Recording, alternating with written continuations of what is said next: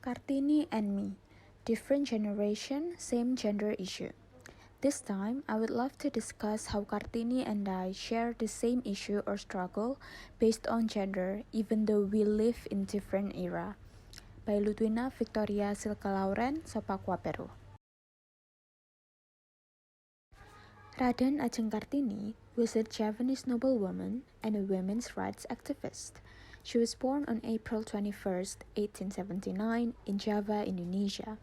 At the age of 24, she married the much older regent, Raden Adipati Aryo Joyo Adiningrat.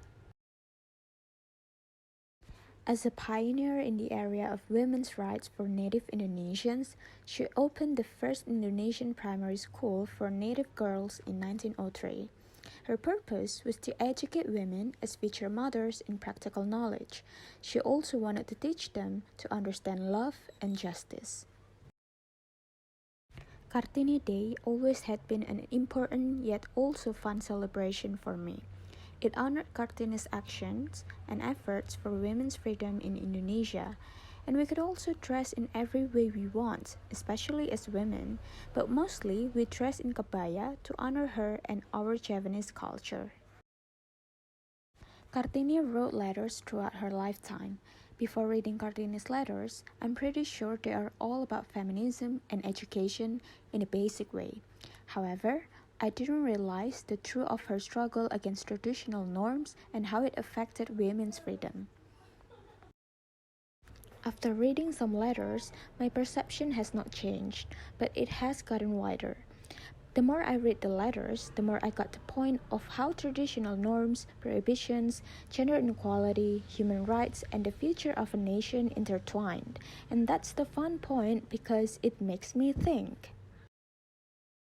Then I watched some clips of Kartini's movie.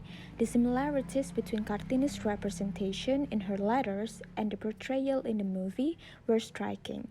Both depicted her as a strong, independent individual who stood firmly against what she disagreed with. In both mediums, she exhibited a resolute character, unwilling to compromise on her beliefs or principles.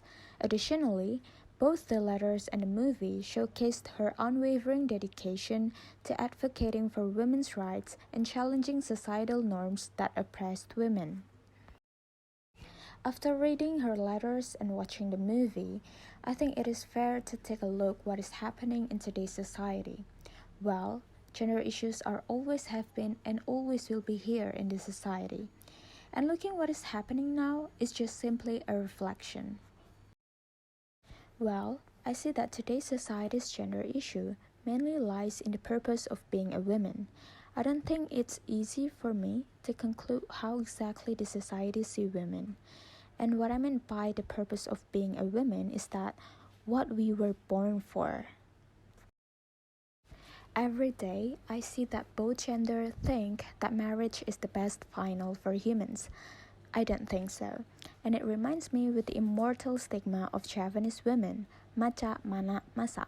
The weird part is that unmarried women will be degraded, while men seems to have the main place in society.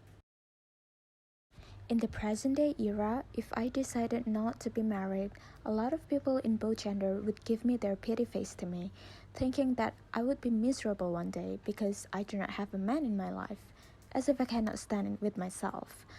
Though I admit that as a human being, we always need other people in our lives. Yet still, I won't sacrifice my voice and rights as a woman to simply serve a husband and conform to society's expectations. I believe in standing on my own, with or without a husband, and I reject being confined to traditional roles like just being a wife. The Kartini Day celebrations I have attended focused on women's rights, strength, and intelligence.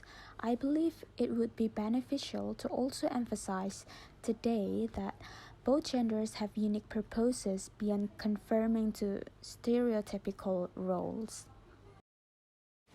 We need to celebrate the freedom of both men and women, not just one gender.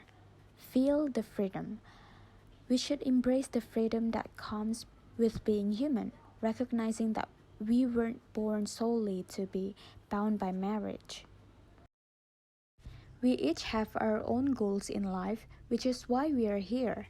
It's crucial to remember that Kartini's efforts were for us to live more comfortably in this era, emphasizing the importance of maintaining the freedom she fought for, benefiting both genders.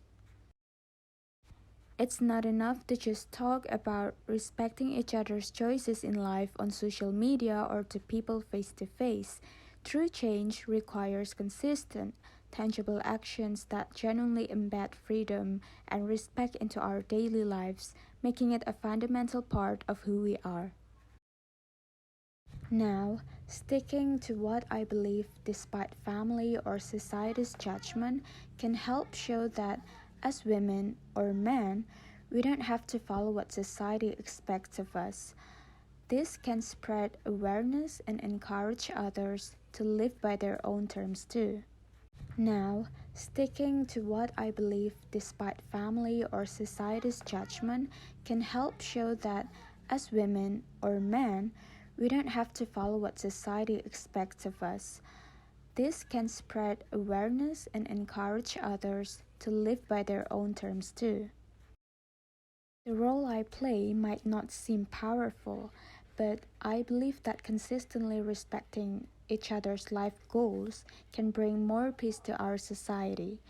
It can help break down the inhuman gender based norms that exist bit by bit.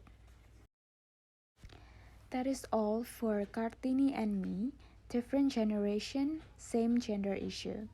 I hope this presentation could be beneficial for everybody. Thank you for watching. I'll see you in the next discussion.